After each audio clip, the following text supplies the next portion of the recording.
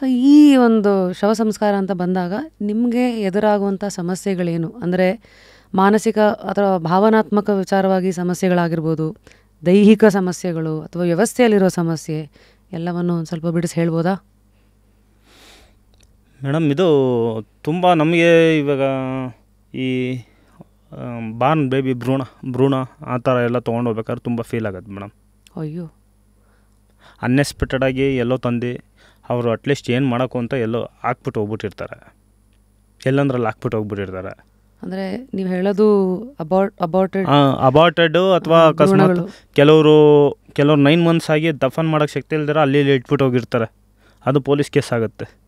ಈ ಹೊರಗಡೆಯಿಂದ ಊರದಿಂದ ಬಂದಿರ್ತಾರಲ್ಲ ವ್ಯವಸ್ಥೆ, ಅವ್ರಿಗೆ ಗೊತ್ತಿರಲ್ಲ ಸ್ಮಶಾನ ಎಲ್ಲಿ ಹೋಗ್ಬೇಕು ಏನು ಅಂತ ಗೊತ್ತಿರಲ್ಲ, ಯಾರಿಗೂ ಕೇಳಿರಲ್ಲ. ಅವ್ರು ತೊಗೊಂಡೋಗಿ ಎಲ್ಲಾದರೂ ರಸ್ತೆಯಲ್ಲಿ ಗೀಲಲ್ಲಿ ಅಲ್ಲಿ ಇಲ್ಲಿ ಇಟ್ಬಿಟ್ಟು ಅದು ಪೊಲೀಸ್ ಕೇಸ್ ಆಗಿಬಿಡುತ್ತೆ ಮೇಡಮ್.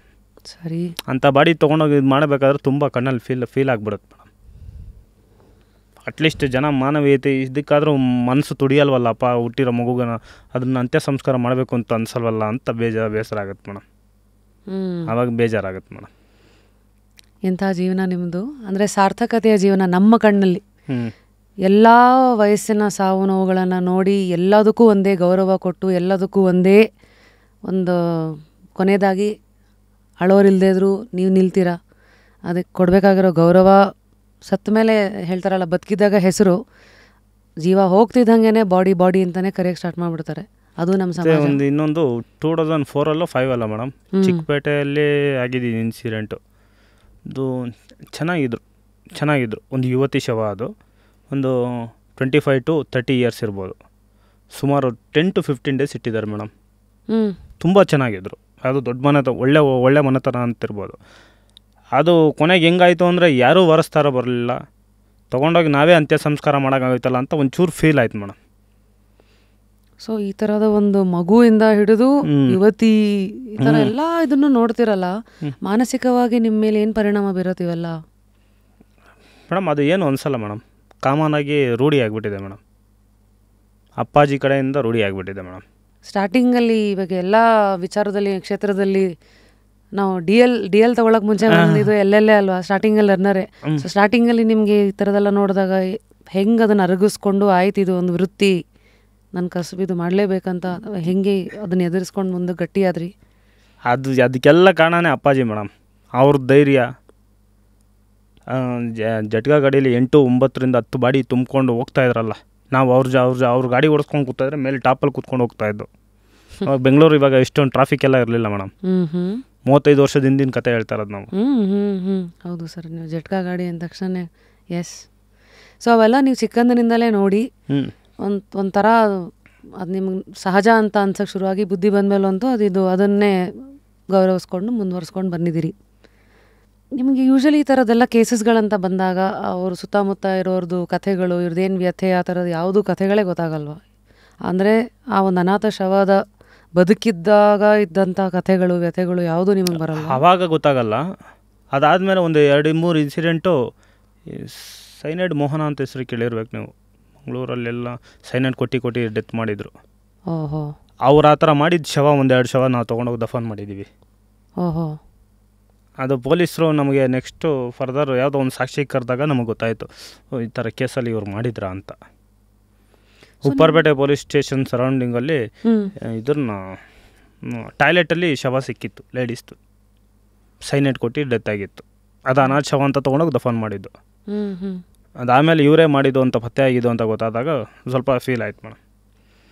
ಸೊ ನಿಮ್ಗೆ ಈ ಥರ ಎಲ್ಲ ಬರೋ ಪ್ರೊಫೈಲ್ಸ್ಗಳೆಲ್ಲ ಎಲ್ಲ ಥರದ್ದು ಇದೆ ಇಲ್ಲಿ? ಎಲ್ಲ ರೀತಿ ಇದೆ ಮೇಡಮ್. 40,000ಕ್ಕೂ ಹೆಚ್ಚು ಇದರಲ್ಲಿ ಏನೇನು ನೋಡಿದ್ದೀರಿ? ಮರ್ಡರ್ ಕೇಸಿಂದ ಹಿಡಿದು ಪ್ರತಿಯೊಂದು ನೋಡಿದ್ದೀವಿ. ಕೆಲವೊಂದು ಬಾಡಿ ಹೂತಿರೋ ಶವನ ವಾಪಸ್ ತೆಗೆಸ್ಕೊಟ್ಟಿದ್ದೀವಿ. ಕೆಲವರು ಬಂದು ಐಡೆಂಟಿಫಿಕೇಷನ್ ಮಾರ್ಕ್ಗೋಸ್ಕರ ತೆಗೆಸ್ತಾರೆ.